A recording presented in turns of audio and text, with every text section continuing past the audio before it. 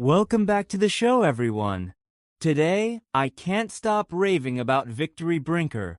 At just 7 years old, she became the youngest professional opera singer.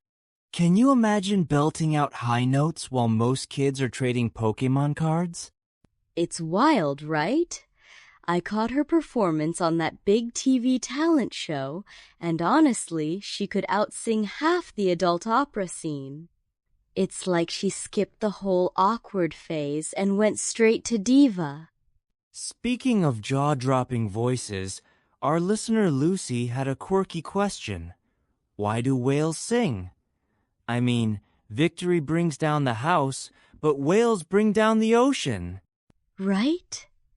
While humans train for years to hit those operatic notes, whales are basically born with their own vocal symphonies.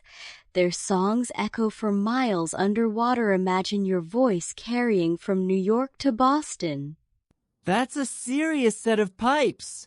But whale songs aren't just for show, are they? Not at all. Unlike us, whales singing isn't about applause. Scientists have been scratching their heads for decades about the real reasons behind those underwater concerts. Let's break down the basics. Whales have quite the vocal repertoire. Whistles, squeaks, and those iconic songs. Ever heard a beluga click? It's like a quirky underwater beatbox. Totally! And humpbacks are the real rock stars. They produce patterns of moans and cries that repeat, kind of like your favorite chorus. But not all whales are singers. Only a handful of species make those elaborate tunes. So, what makes a song, and not just another whale noise? Great question. Scientists say a song has repeated patterns and structure, almost like verses in a pop hit. It's music by marine standards. To unravel why whales sing, researchers have gotten creative. We're talking underwater microphones, trackers, even GoPro-style cameras strapped to whalebacks. Imagine being the intern who has to fish a GoPro off a blue whale. But yes, these tools have given us rare glimpses like whales singing solo as they rise to the surface. It's like whale karaoke, but with a research grant. And all those gadgets have uncovered some intriguing patterns, right? Absolutely. For one, it's almost always the male whales doing the singing, especially during certain times of the year. So, theory number 1, romance. Since mostly males sing during mating season, could these be the ocean's pickup lines? That would make sense.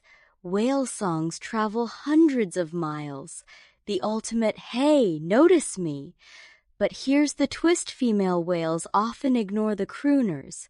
Tinder would not approve. Ouch! So, are the males just serenading each other by accident? Kinda. Studies suggest males are more likely to approach singing whales, maybe to size up the competition or collaborate in ways we don't fully understand. Let's pivot to the next big theory, territory. In birds, especially nightingales, singing is like putting up a keep out sign. Do whales do the same? It's possible. Some pods have signature songs, almost like a neighborhood anthem. But when outsiders hear them, instead of swimming away, they often swim closer, curious rather than scared. That's not exactly the reaction you want if you're trying to keep rivals at bay. Right? Instead of a border dispute, it's more like a block party invitation.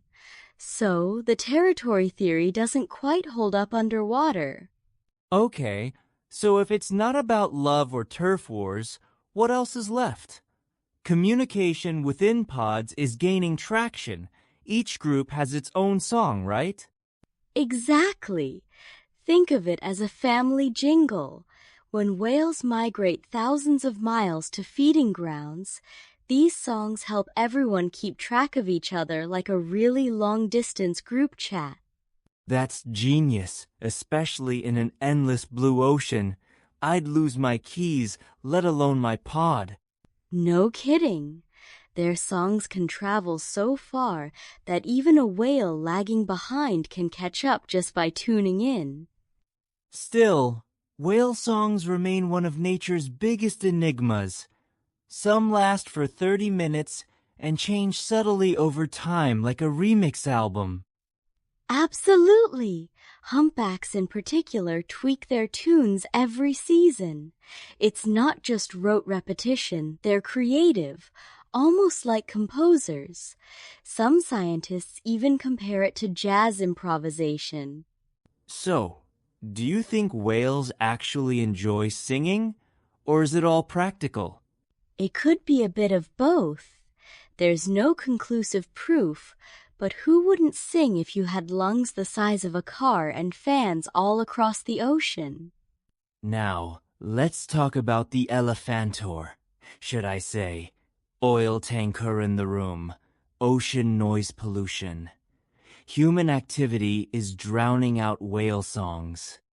It's a real problem. Ship engines, underwater construction, and even seismic blasts for oil exploration create a soundscape so loud whales can't hear each other. That's like trying to chat at a rock concert. And when whales lose touch, they can become disoriented, get separated from pods, or miss feeding grounds. Right, and researchers are now advocating for quieter shipping lanes and protected migration routes to give whales their voice back literally. So, after all these theories, what's the consensus? Why do whales sing? Honestly, it's still a bit of a mystery. Maybe it's for love, maybe for navigation, or just because they can. The more we learn, the more questions we have. And as oceans get noisier, figuring this out isn't just academics, it's crucial for their survival. Exactly. By protecting their sonic space, we help whales keep their culture alive. Plus, who doesn't want to save the world's greatest underwater singers?